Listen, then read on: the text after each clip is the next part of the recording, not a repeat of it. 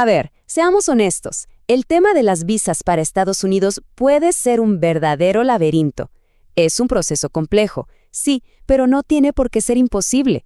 Hoy vamos a desmenuzar cómo funciona todo esto y, lo que es más importante, vamos a ver cómo evitar esos errores que pueden costar muchísimo dinero, tiempo y sobre todo grandes oportunidades. Así que, ¡arranquemos! Para entrar en materia, quiero que conozcan una historia real, una que nos sirve de advertencia. Es la historia de don Julián y de un error que comete muchísima gente. Un error que, de verdad, le salió carísimo. Todo esto comenzó con un sueño muy simple, un sueño de familia. Don Julián y su esposa habían pasado meses ahorrando para darle a su hija el regalo de su vida, un viaje para conocer Disneyland. La emoción era total, se pueden imaginar. Y claro, querían tenerlo todo perfectamente organizado. Y justo aquí fue donde todo se complicó. Con toda la emoción del momento, hicieron las cosas al revés. Compraron los boletos de avión, las entradas para el parque, pagaron el hotel. Ellos pensaron, bueno, si ya tenemos todo el viaje comprado, el oficial consular verá que de verdad solo vamos de turistas.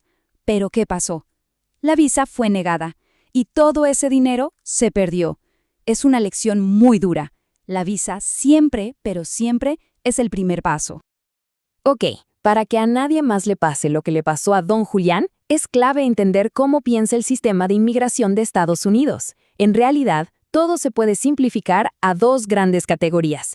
Piénsenlo como dos mundos, dos universos que son totalmente diferentes. Y la diferencia clave entre estos dos mundos es una sola palabra: intención. Para una visa de no inmigrante, como la de turista, hay que convencer al oficial de que se tienen lazos muy fuertes con el país de origen y de que la intención es regresar. Es decir, voy de visita y vuelvo. Por otro lado, la visa de inmigrante es para quienes planean quedarse a vivir allá permanentemente. Si se mezclan estas dos intenciones, es casi un rechazo asegurado. Y bueno, aquí tenemos el gran objetivo para muchos, ¿no? La famosa Green Card. Pero esto es mucho más que un simple documento. Es literalmente la llave para poder hacer una vida en Estados Unidos de manera legal y sobre todo permanente. ¿Y quién se encarga de todo este papeleo dentro de Estados Unidos? Pues esta agencia, USCIS. Son ellos los que revisan, aprueban o niegan la gran mayoría de las solicitudes y peticiones de inmigración. Es un nombre que hay que tener muy presente. Ojo con este concepto porque es importantísimo. Presencia ilegal. Esto pasa cuando alguien se queda más tiempo del que le permitieron en su visa. Acumular presencia ilegal no es un juego. Puede traer castigos de años, incluso una década, sin poder volver a entrar al país. Es una de las consecuencias más serias. Muy bien. Ahora que ya tenemos los conceptos básicos, hablemos de una de las razones más grandes por las que la gente busca una visa: el trabajo. Y aquí, pues no hay un solo camino, sino varias rutas distintas, dependiendo del tipo de empleo y de los planes a futuro.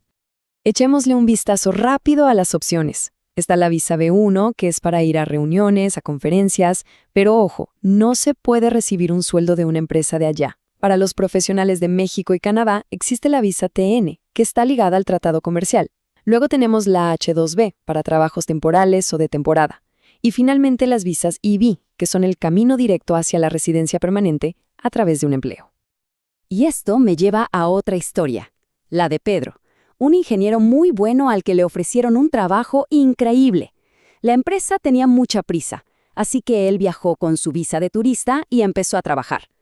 El problema vino después, cuando ya estaban haciendo el trámite de su visa de trabajo, y él, con toda la honestidad del mundo, admitió que ya había estado trabajando en un periodo de prueba. Esa honestidad, aunque bien intencionada, tuvo consecuencias terribles. No solo perdió esa gran oportunidad de trabajo, sino que le cancelaron su visa de turista. Y ahora, para poder volver a entrar a Estados Unidos, necesita un perdón especial, que es algo muy, muy difícil de conseguir.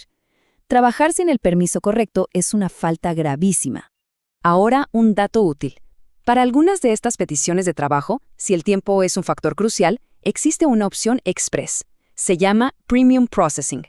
Por un costo extra, que anda por los $1,500, USCIS se compromete a dar una respuesta en 15 días hábiles. Es una herramienta muy buena para quienes necesitan una decisión rápida.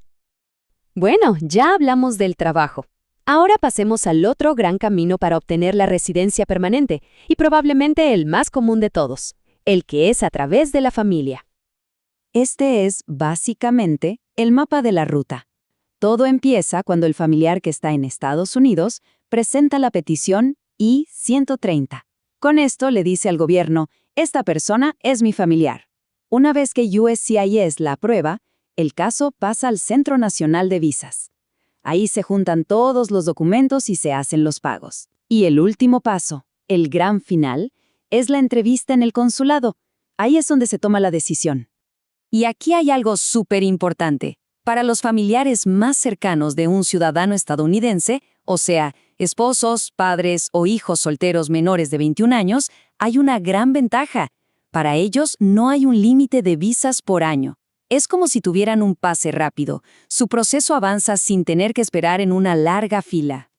Sin embargo, para los demás familiares, como los hermanos o los hijos casados, la historia es muy diferente. Para ellos sí hay un número limitado de visas cada año.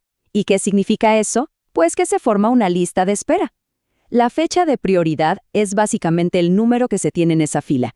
Y la espera puede ser de muchos años, a veces incluso décadas.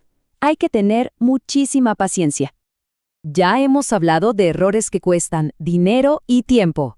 Pero hay un error que está en otra liga. Un error que, en la mayoría de los casos, simplemente no tiene arreglo. Entonces, ¿cuál es esa falta que en el mundo de la inmigración de Estados Unidos es sencillamente imperdonable? La respuesta es corta y muy clara: el fraude. Mentir, presentar documentos falsos, ocultar información.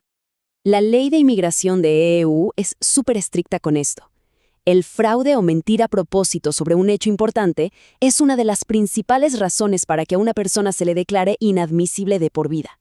O sea, una mentira puede cerrar las puertas del país para siempre.